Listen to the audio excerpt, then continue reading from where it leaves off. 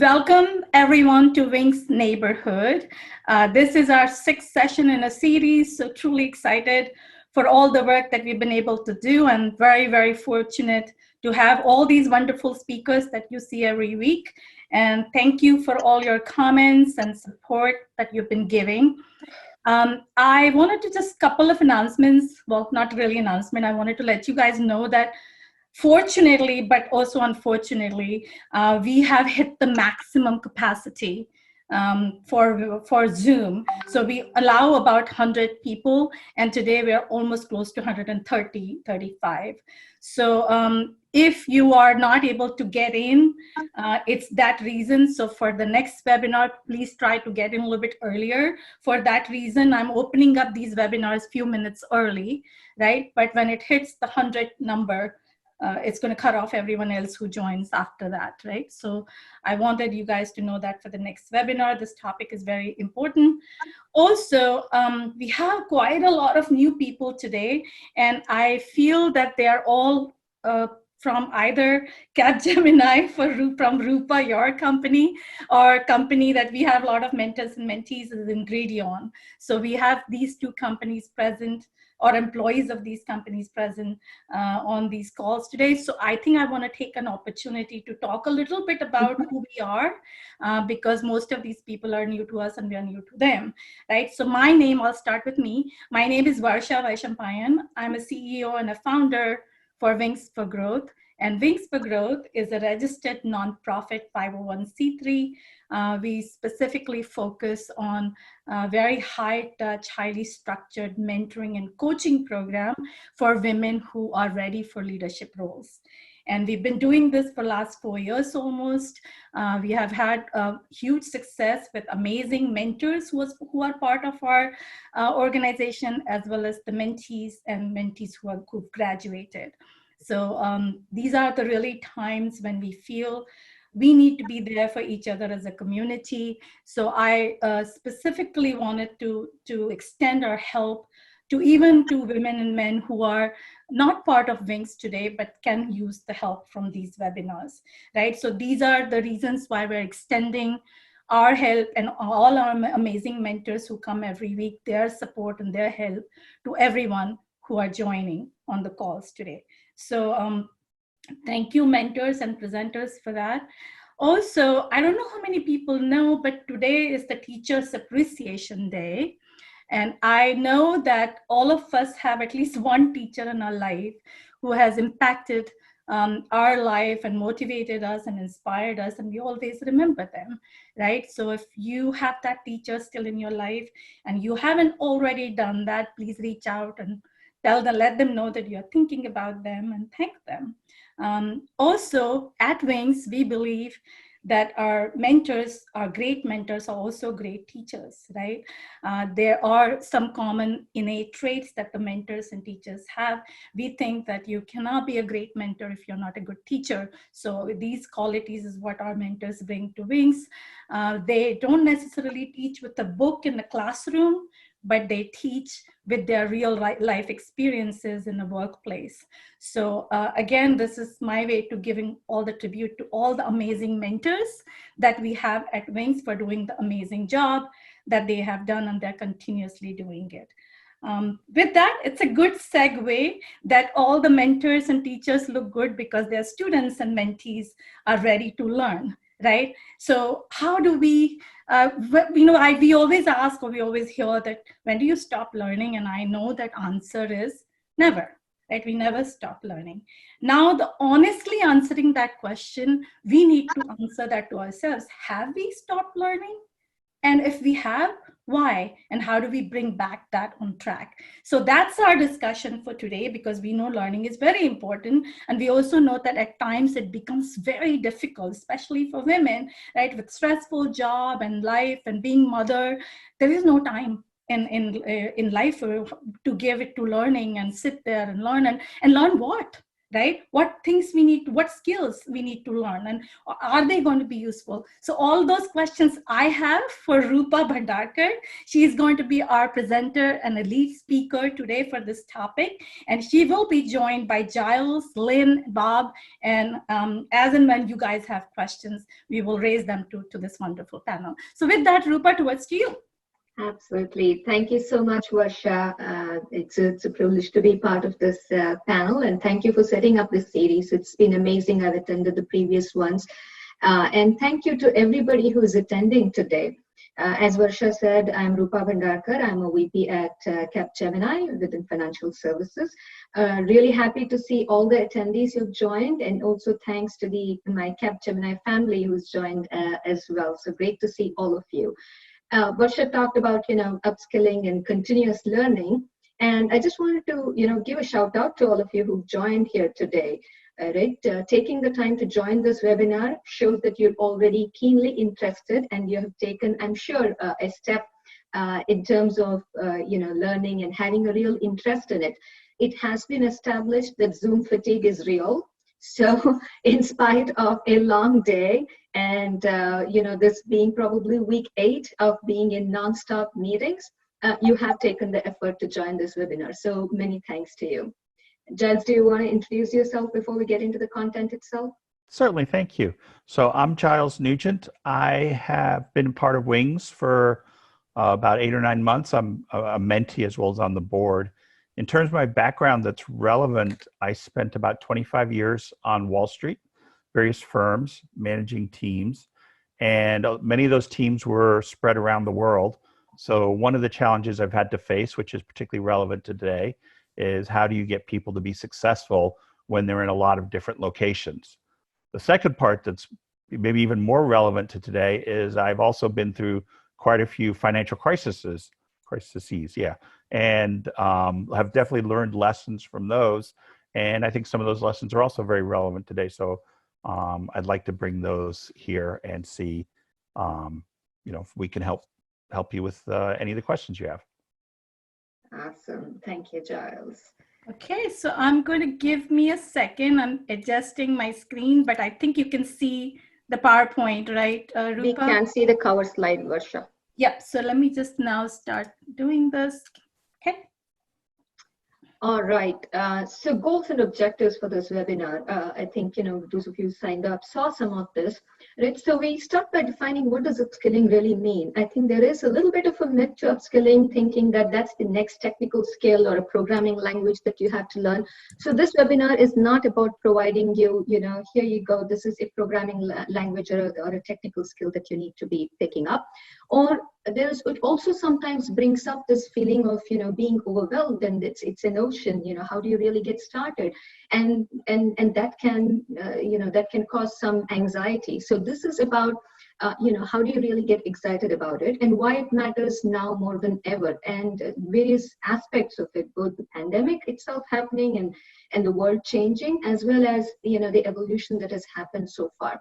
And so considering all of this, what do you do? What is that next step that you can do practically, given everything that we are juggling, and make upskilling a part of your life?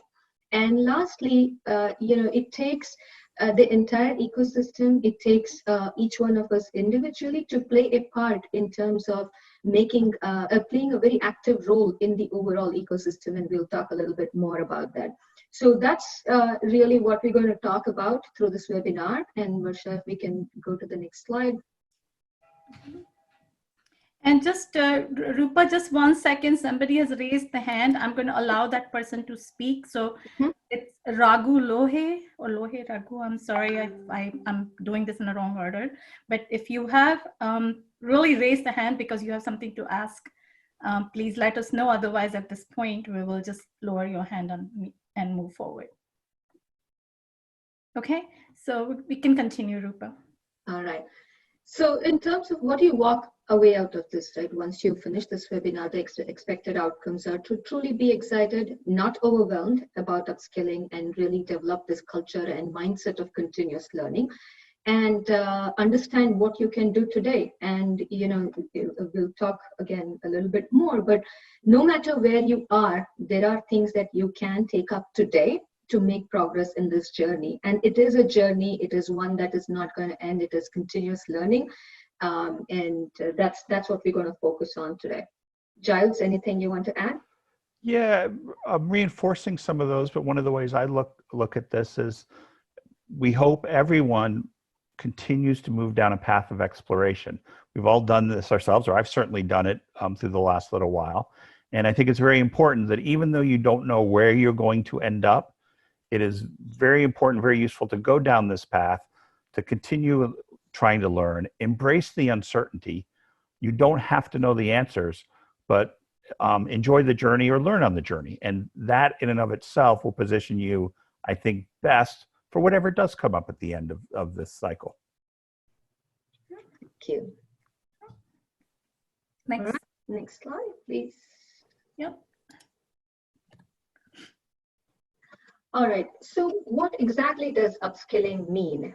Right. I think it's important for all of us to establish that, because again, and especially in the context of this webinar and what we're going to talk about, many times, like we talked about a little bit earlier, when people think about upskilling, they think about, it's probably a technology skill or a coding skill, but it's way, way beyond that. It is really the aspect of acquiring new skills to stay relevant in today's world that is very rapidly changing, right? And be boldly prepared to be successful. So no matter what change is happening, keeping ourselves relevant and acquiring those new skills is really what upskilling is about.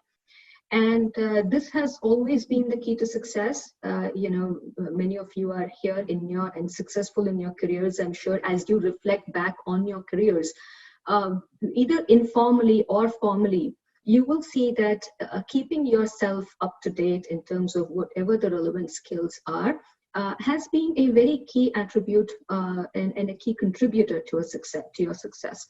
But let's talk about, why is it an absolute need now more than ever, and that now in multiple ways, right? Now in terms of where we are from an overall technological evolution that has happened, the digitization that has happened, and now more so with the pandemic as well. So I'm going to talk about a few numbers now, right? According to the World Economic Forum, there are about, so far for the last several years, there's been a lot of talk about automation and robots taking over and all of that. Clearly, the robots have not completely taken over yet, but if we look around, clearly there's been a tremendous amount of automation. How we do our work has rapidly changed, and if it has not touched any of our roles as yet, it is clear that that is going to happen more and more, right? So according to the numbers, according to a research study that the World Economic Forum published, there are about 75 million jobs that are at risk of being eliminated in the coming years, right? In the next couple of years itself. At the same time, there are about 133 million jobs that are new jobs that are being created. All right. So there is this tremendous gap of certain old transactional jobs being gone, but at the same time new jobs and new categories of jobs that are being created. And they estimate that about 1 billion, these are mind-boggling numbers. There are 1 billion jobs that need to be retrained in the next decade, right? So over the next 10 years, it is estimated that 1 billion people will need to be retrained for what is relevant for the future work, right? And as they have gone about that, there are 7 distinct categories of work profiles or job clusters that they have come up with. And you will see when you look at that, and I'm happy to provide more information on this, but at a very high level, those 7 categories are not entirely technical. There are what they call digital skills that we're all familiar with, as well as deeply human skills. So this again reiterates the fact that it is not just technical skills, but more and more the human skills as well that are critically important. But at the same time, there is reskilling and upskilling that is required. And those examples of those 7 categories of the job clusters that they have are clearly data and AI. They have people and culture.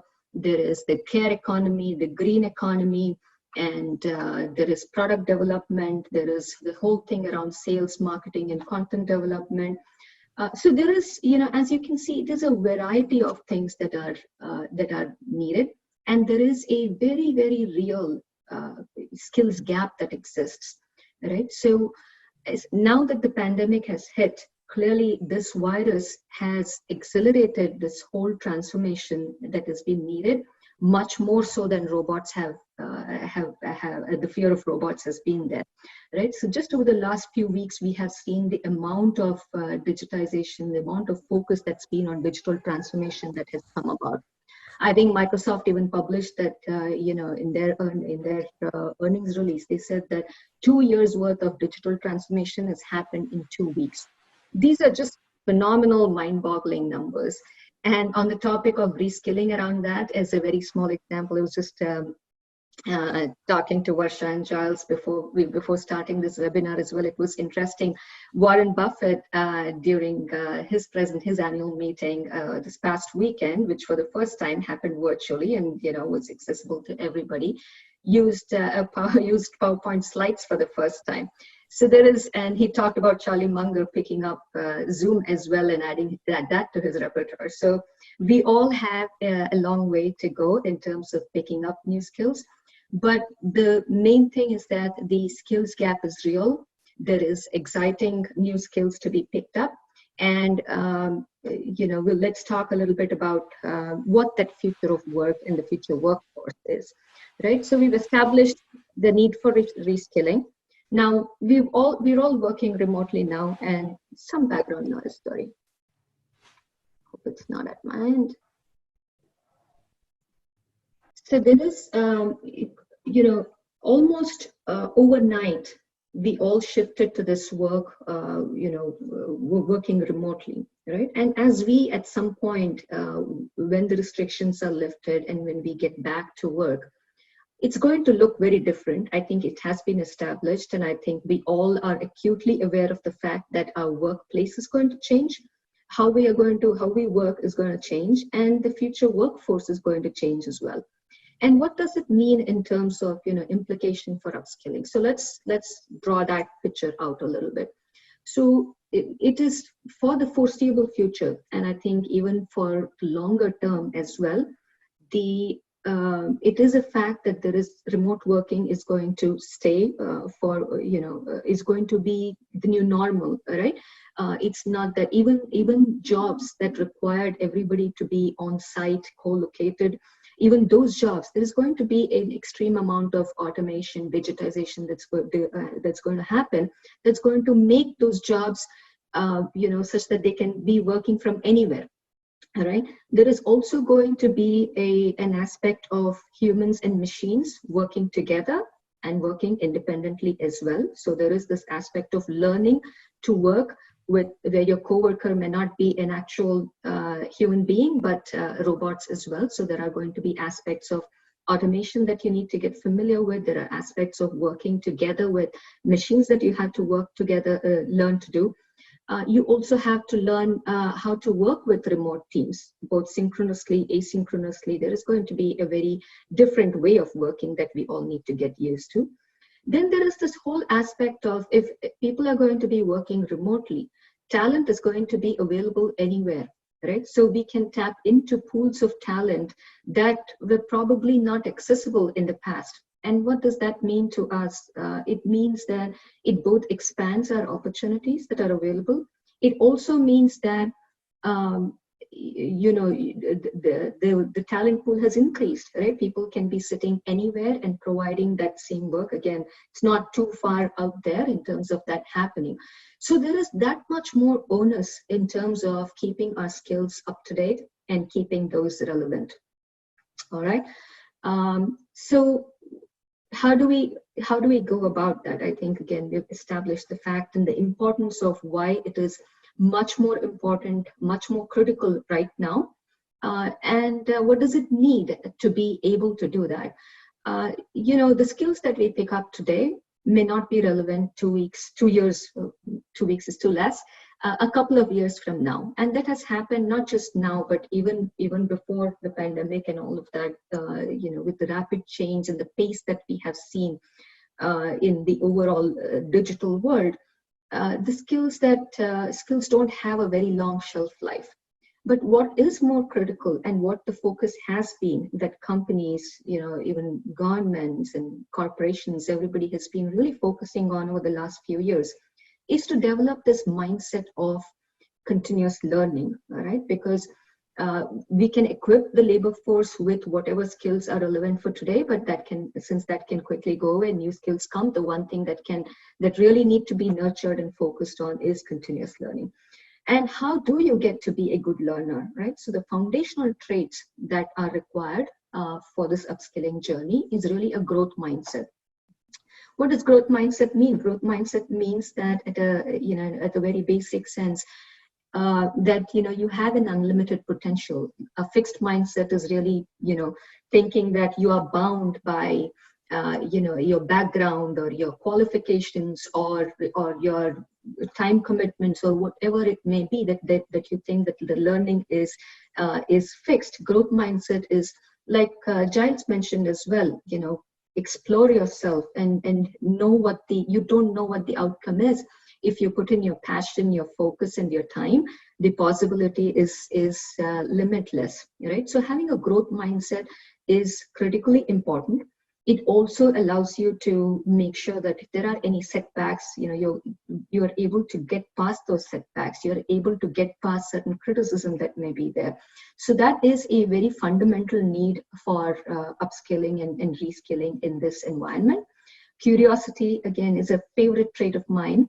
All of these that I've put here, but curiosity is what gets you to really move forward and take this next step in understanding what is needed.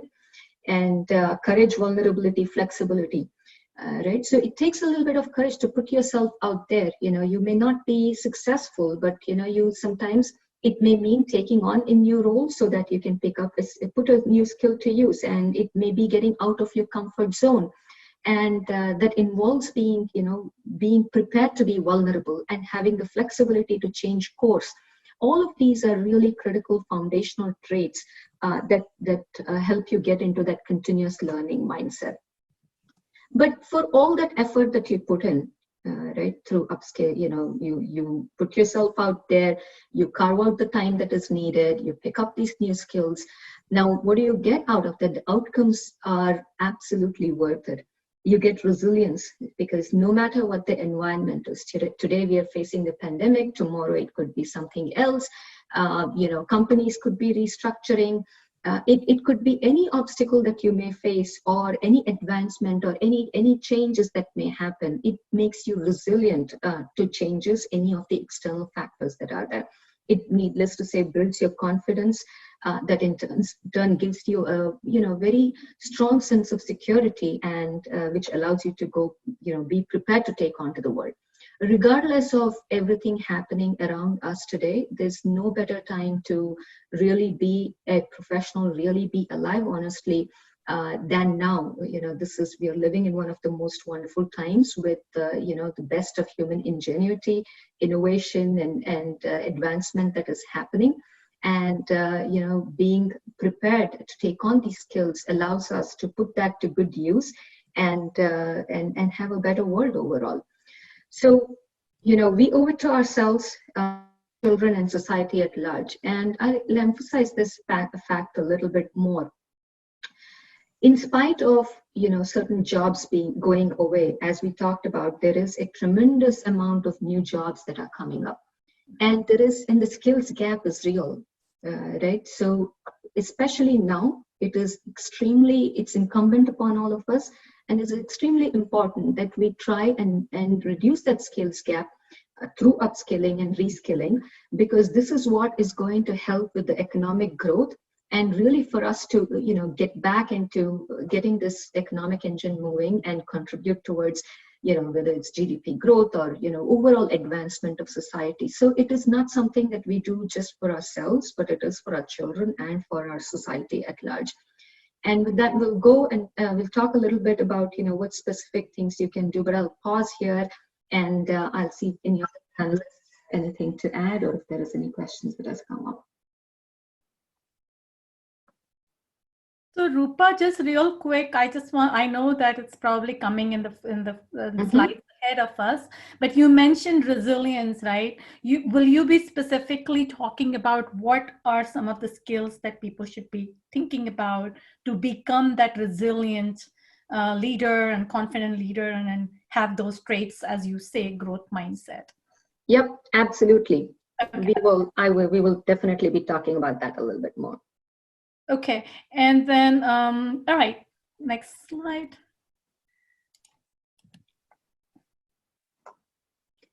All right. So here, in terms of the actions, right, we talked about why we need to do this for ourselves, and then we'll talk about the other aspects of that as well. Now, for yourself, the first thing that you can do for yourself is to be curious and pledge to be a lifelong learner. It does, it cannot be reiterated enough. I think this is something that we all need to tell ourselves every day. It is a fantastic trait to have. And then second, let's talk about the certification and learning, right? Right now, if you see, particularly in the current time, there is a tremendous amount of certification that is available, right? There are free courses, there is free certification.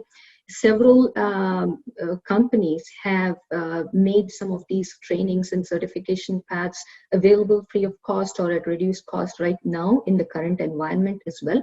So as you look at this ocean of what's available, how do you really make sure that you have a right roadmap, because you have to take the first step somewhere. So a few lenses, again, these are not the only ones, but something that allows you to really narrow these down.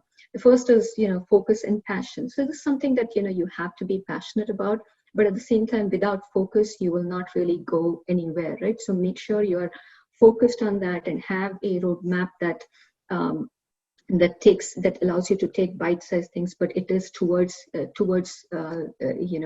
goal that you have. Second, make sure it is aligned to your industry and your role. It could be your current industry and role or your aspired, because without that, it remains a hobby or something that an experiment at best.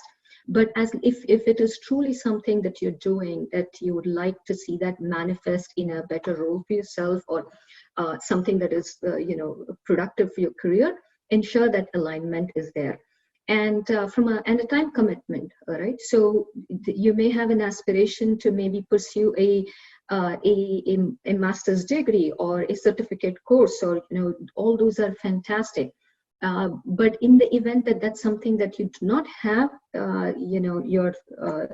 if your schedule doesn't allow that, there are again bite-sized things that you can do in pursuit of that. So keep a sense of that time commitment that you're able to do as well. And with these lenses, you can perhaps narrow that down and see what makes sense. One of the next two things are, my favorites in terms of really being able to progress on this. So you are actually able to, do really well with new skills if you're really able to put it to use. It's one thing to learn, but it's much more powerful when you're able to learn and put it to use either at the same time. Right. So sometimes it helps to volunteer at your company or, where you have the platform to take up a role that gives you that platform, and one of the easiest ways that I've found to do that is to find a sponsor who can provide this platform. Take the initial step. Maybe you learn a skill on your own, and then reach out. Don't be shy to reach out and ask for a platform where you can apply that. And, when you do that in a dedicated fashion, and when you are showing the initiative, the results will be there as well, right?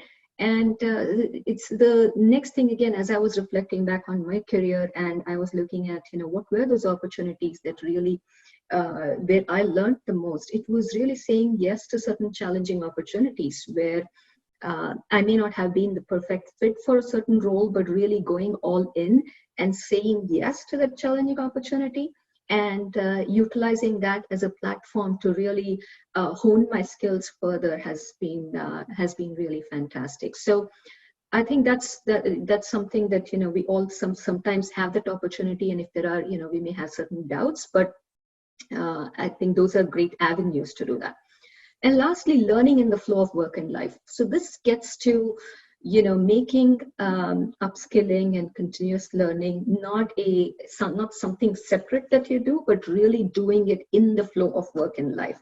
I think Varsha and I both touched upon the fact that, there are so many things that we juggle with. There are not enough hours in the day for everything that we want to do between work and life. So how do we, find time for this?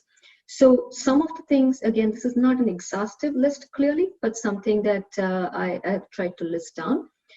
First is, be mindful, observant, and outwardly curious. So as we go about our work, right, there are certain things or certain people that you model and that you would like to gain those skills. And examples could be, it could be a negotiator, right? Somebody who's negotiating a deal and you want to pick up some negotiating skills. Just follow and, observe the person. It could be something around data skills that you need to acquire. And, there's somebody who's really good at it. You don't have to just passively observe. You can actively reach out and talk to the person about, how do you acquire those skills, or learn a little bit more about what the person is doing that you can, use as a base to get to know more about. And second is have a focused list of what you want to learn, right? Again, it is an ocean. And personally for me, what I've also found is to have a not to pursue list, because sometimes it can be a burden when you think about, there are these 20 different things that I aspire to do. But they may not all be required, right? But sometimes it just creates pressure on ourselves when we think about all the things that we have not done or not gotten to yet. So it's as important to have a not to pursue list as well as a list of what you want to. The third is, again, another favorite, reading, podcasts, webinars. All of this absolutely counts. And I'll give you a little bit of a tidbit of what I've been doing these last few weeks. In the past, I used to watch a little bit of, Netflix or Hulu to just wind down the day and before I go to bed.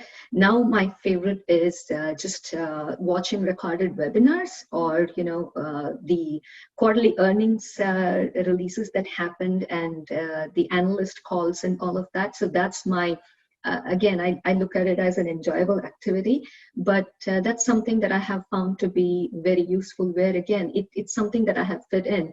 None of my favorite shows are, coming up with new episodes. There are only 3 that I watch. So I had to pivot and make this my wind down activity. And I there are several webinars that I register for, and I may not be able to attend all of them live, but the best part is you get recordings and you can watch those on demand. In terms of podcasts, I'm a podcast junkie. Several of my Capgemini team members here will know this. I speak extensively about that. Anytime I'm doing mindless or somewhat mindless work, right? So whether it's walking, folding the laundry, cooking, I always have a podcast going on that I'm constantly listening to. And I've found a wealth of information and I've learned so much through these podcasts. And I have a few of my favorites down as well. And reading, again, time tested. We don't have to talk more about it, but all of these count as learning. Then schedule time on your calendar, right? So this is something, in terms of doing one good thing for yourself, pencil in some time. Again, it does not need to be a daily activity. It could be something weekly or monthly, whatever works for you. But, really putting that time on your calendar and using it for learning activities is something that, I look at it as a treat for myself also. And that's something that you can make for yourself. And lastly, corporate learning programs. Companies have realized clearly, right, that this is a huge investment that they need to make for the companies themselves to be relevant. It is a responsibility that more and more companies have taken, very seriously. And these platforms are getting more and more sophisticated. They are digital, they're available on your phone, they're easy to use, they're powered by AI in many cases. They help you narrow down what your learning path should be.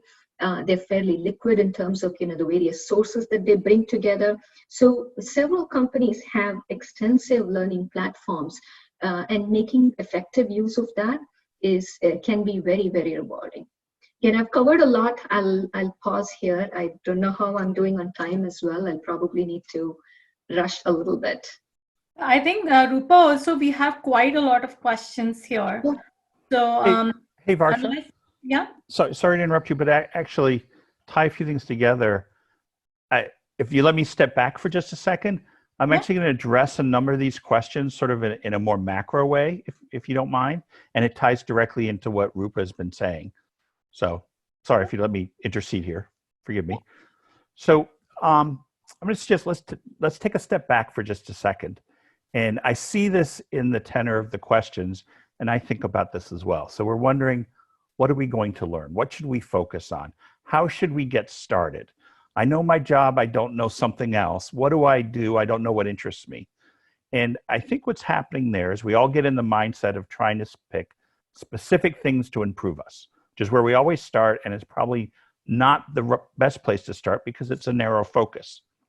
So I'm going to take a step back and speak about leadership in general for a second, because at the end of the day, we all want to become better leaders. We may want to become better programmers. We may want to become better at operations. We may want to become better at finance, but we do want to become a better leader. So when I think of leadership, I think of 5 roles of a senior leader. And it doesn't matter what your job is, you are trying to, I've learned over time, trying to do well on these 5 roles. And it's very hard to do well on all 5. But let me read off what the 5 roles are, and then I'm going to tie them back to actions that address these roles. So the first is developing a strategy. And that's probably the most important role of any senior leader when you go into a new job. What's your strategy for this job? What's your strategy for solving the problem that we're trying to solve? What's the strategy for this position? Very, very important. And so always want to think of it in a strategic way. Again, I'm not thinking about programming. I'm not thinking about, I have a technology background, whether to use AWS or Google or something. What's the strategy of approaching this problem? The second part of it is, what's my team? How do I recruit my team? How do I manage my team? How do I get my team to be effective? Again, it doesn't matter what they're working on. There are general skills for improving the effectiveness of a team and of individuals who work for you. Third, how do I market or communicate what I'm doing? Communicating is so important, even more important right now, because we're in this this world of being away from each other and only communicating through the internet or on phone calls. It's a very different style of work. So how do we communicate? How do we market? How do we let people know what's going on? It's very, very important. The fourth is finances. We're all trying to manage finances, and now, actually, personal finances, many of us are paying a little more attention to it than we have in the past. So anything we can do to more effectively manage finances is very, very important. And the last, which probably all of you would say is the most important, and I'm actually going to stress is the least important, mainly because if you couldn't do this, you wouldn't even be here in the first place, is the deliverable itself. And I think that's where people get hung up. We're so focused on the deliverables, and obviously we have to deliver on our job. That's first and foremost what we have to do. But if we couldn't deliver on our job, we wouldn't be there. So that's an assumed skill. So when we think about what should we do to improve ourselves, think about those 5 areas and think about what is something in each of those areas that you could do to improve yourself. And it begins to open up the possibilities. For example, reading. We've been heard for generations, read, you should read more, reading is good for you. And it is a wonderful thing. But what do you read? Well, anybody should just read, period, because there's always to learn. I personally read almost all history, nonfiction history. I was like, okay, why do I read that? Okay, I enjoy it, yeah, but I'm constantly looking for how historical figures manage strategic problems or strategically manage problems.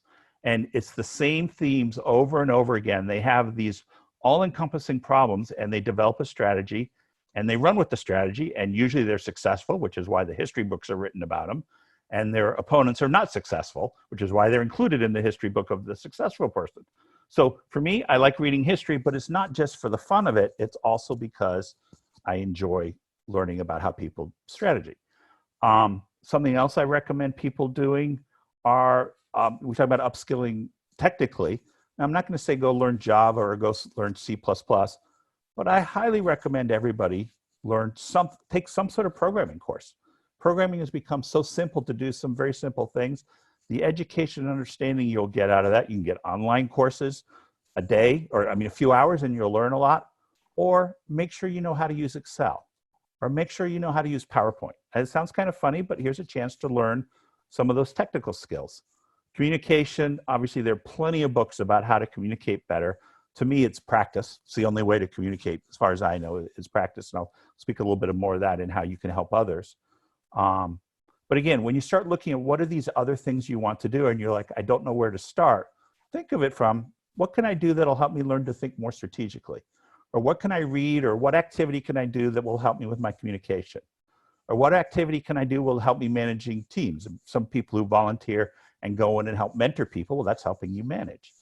So that gives you a little more focus on what to work on to improve yourself, even without necessarily knowing exactly what job you're going to have at the end. But it's not about the actual job, it's about the skills you are learning and improving as you go, so that you're positioned for whatever comes up. Yeah. Mm-hmm. Okay, I think that's really awesome. But let's just still quickly go through the questions to make sure that we have answered everything, because some of these questions are important. I think, Rupa, your 7 categories that you've mentioned, they were not on the slide, so people would love for you to repeat. And my question on that is, I assume they're cross-industry, right? They're not just, yeah, okay. It so is, if you it want is to all industries, and I have in the links provided that as well. But essentially, it is the cares economy, which is your medical aids, fitness trainers, all of that would come in the cares economy, and then the green jobs. As there's more and more effort on sustainability initiatives, the solar stuff, and all anything related to the sustainability, green economy. Then there is data and AI, self-explanatory. There is engineering and cloud computing. Again, most people should be familiar. There is product development, and what am I missing? People and culture. People and culture. And there is sales, marketing, and content generation. So those are the 7 categories of job clusters that the World Economic Forum has defined as the future of jobs.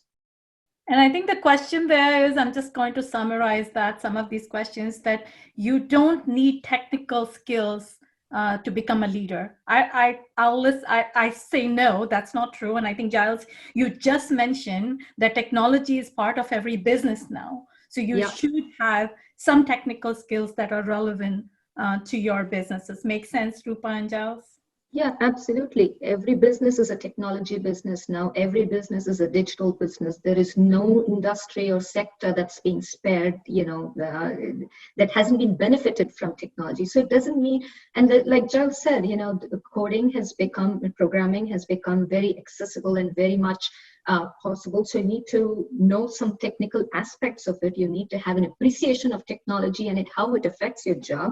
So that's the nuance there from a technical skills standpoint. And also for AI and data, that's also very important, specifically for leadership positions and roles, that you understand the data and you understand how to use the data. Make sense? Yeah. Varsha, maybe in the interest of time, so do you want to just maybe skip over a couple of slides? I think some of this addresses that. You can just take it right there. Okay, is that it? No, the next one. Yeah. So if you look at this, right, so there are these digital skills that are going to be important, as well as, what we talked about, deeply human skills.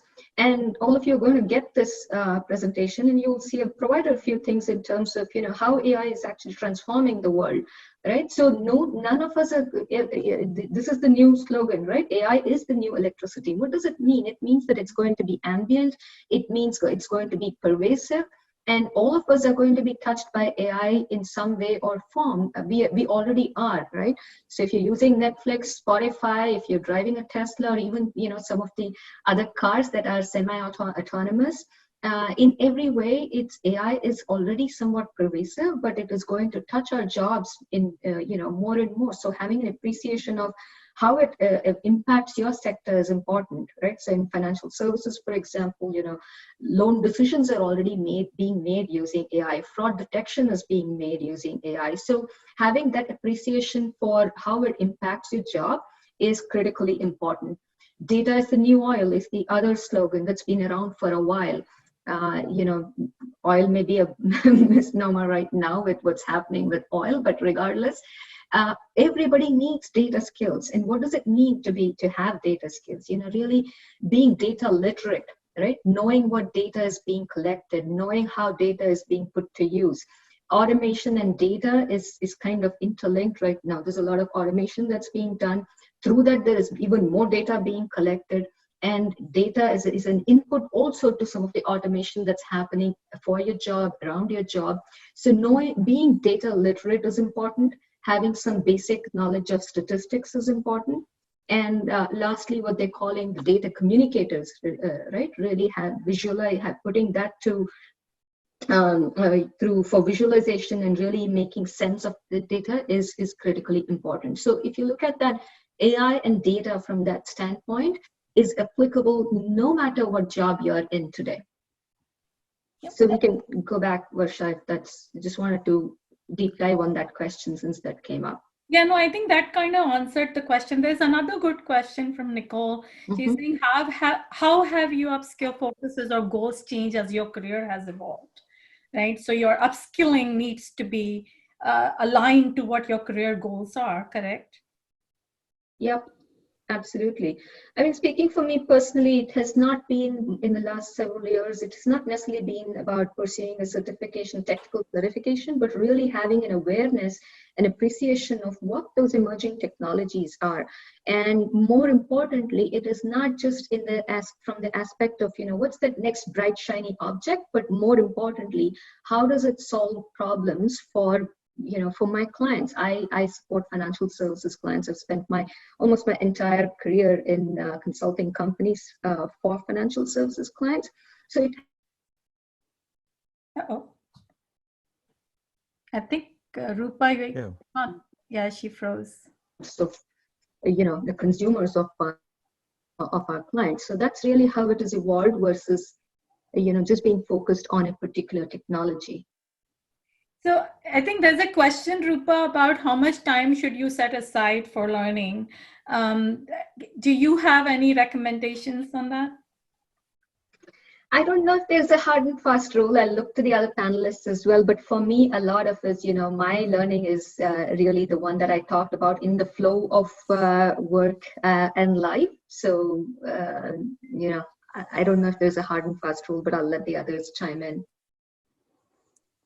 I agree there isn't a hard and fast rule. I think the only particular guidance I would be is don't be afraid to take the time to learn. Yeah. So if you're working on something and a little bit of learning will help you, it's okay to take a break from what you're working on to spend a little time on, especially in the world of the internet, where you can learn anything in a really short period of time.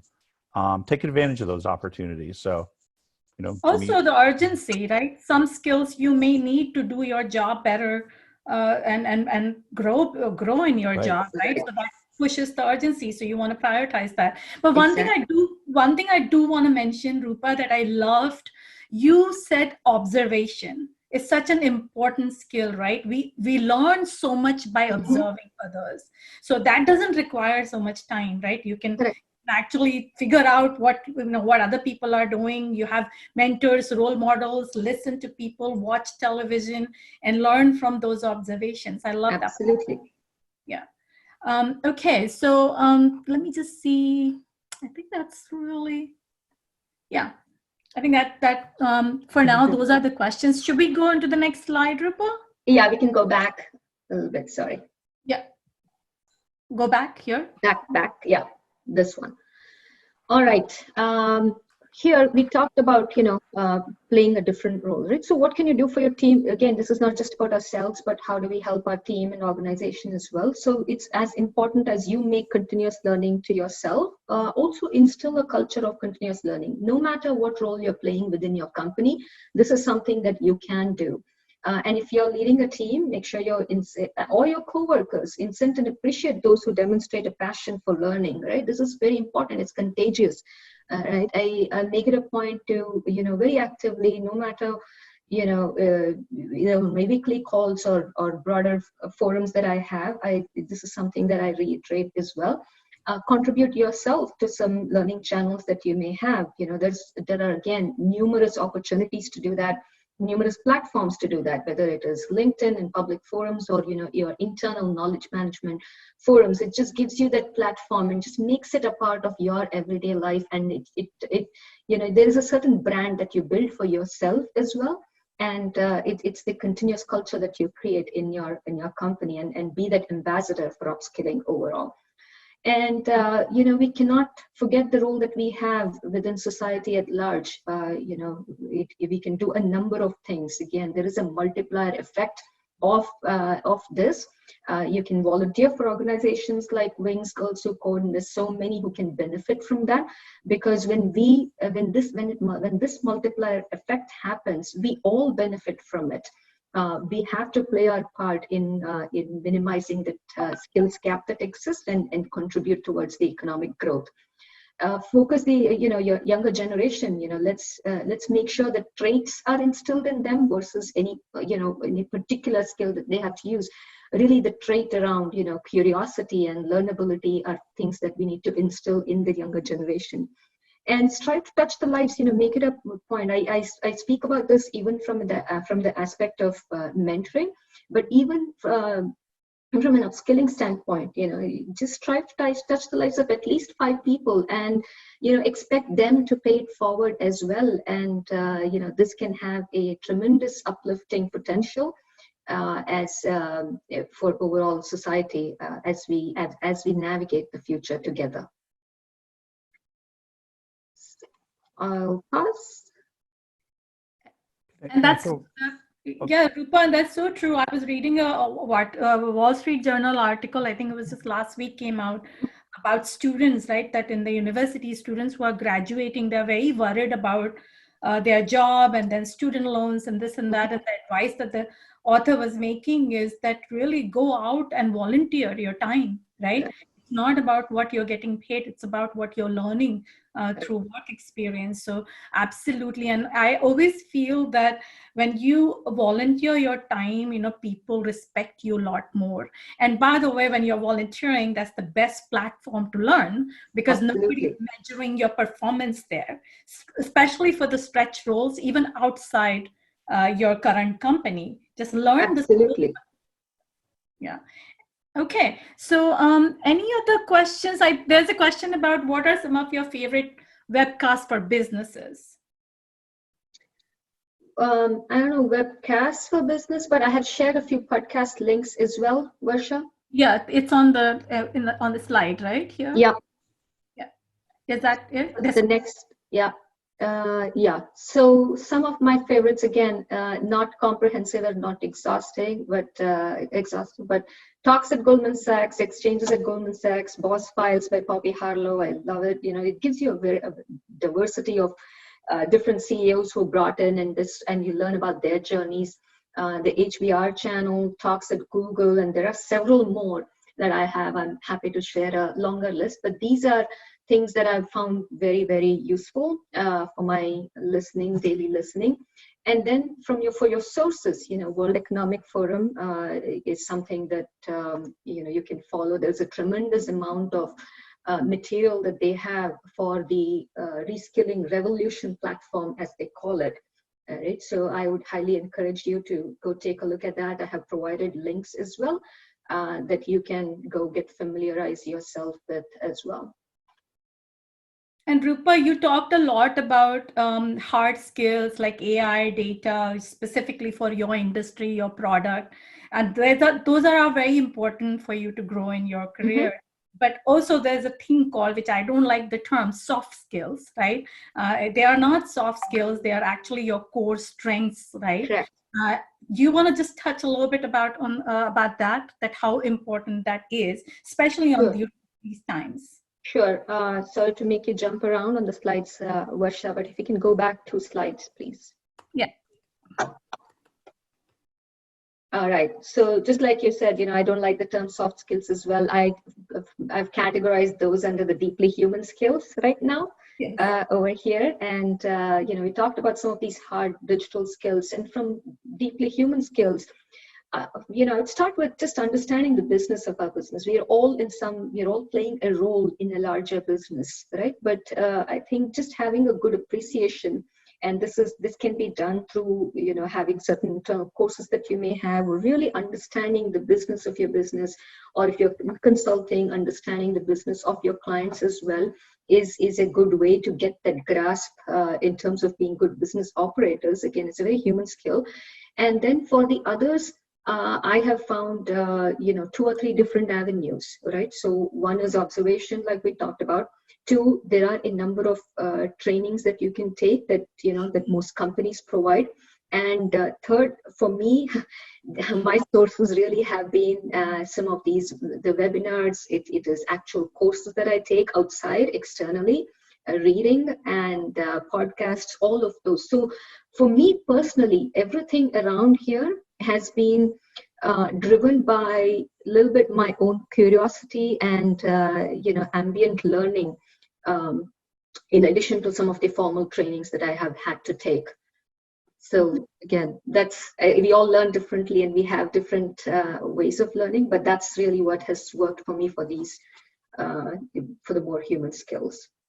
Absolutely. And this is very true. I've said this last time too, is that we have a lot of senior business leaders, and such as all of you guys, who have been always telling me that right now in the market, people are looking at their resumes and making decisions, but more importantly, they're talking to the candidates to make sure they are problem solvers. They own the task that they're working on. They can lead, they can drive, right? These are some of the very important skills that they're very hard to come by, right? So this is a great time to be investing to learn some of these skills. And what a good segue to kind of say that Wings for Growth actually offers this entire curriculum for leadership development. We have these amazing mentors who you are listening today, and even more of these mentors. We have almost close to 30 plus mentors. You create that support system around you. You go to them for guidance and experiential guidance. You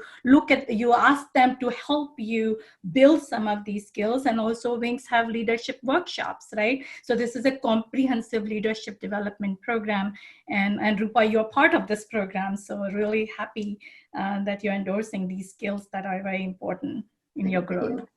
So we are just 1 more minute. I don't know if any of other panelists want to comment, say something, please. Anybody? There is a question about how do we come out, well, actually, let me just say, how do we navigate a crisis? We always bounce back and would want to look back and say, and this is how we came out of it stronger. That's probably a good question, for everybody. Like, what's something that you have particularly done in a crisis that has, in the end, been maybe even the smartest thing you did in the crisis, even though you didn't know it at the time, but just something to focus on. I'll start by mine is, especially during the crisis, I was in technology roles. Certainly rolling up your sleeves and going the extra mile is appreciated many times more than you would expect. I've known people who have done, well, it's still time for me to go home, versus people who are like, okay, I'll sacrifice for a little while.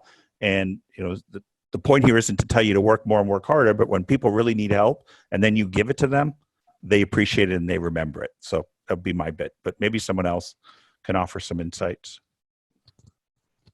Anybody else? I'm happy to chime in. But Lynn, yes.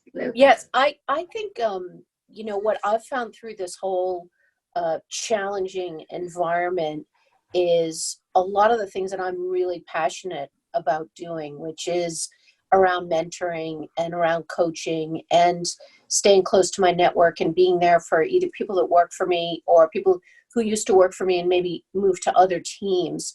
All of that right now is super invaluable. And so there's a bit of a yin and a yang, right? Because we're all busy in different ways. So it's almost like we're using muscles that we haven't used for a while. So it feels like we're even more busy than normal busy. You know, because I know a lot of people say, "Oh, we have all this found time," and but I think the other side of the coin is people are like, "I don't really feel like I have found time because it's taking me longer to do things because it's in a different way, and I'm not just as quick at it."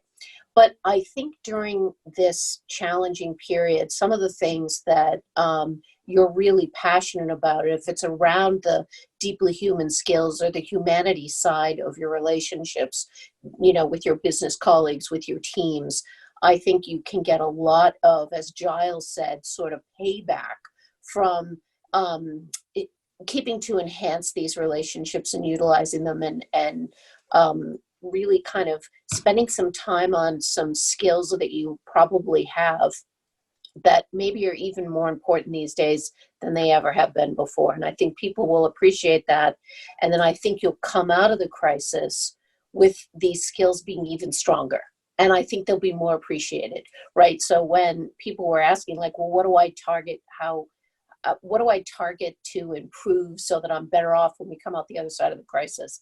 I think a lot of these skills that we're sort of using now in terms of our relationships and how we work are going to be the things that prove us as differentiators in the future.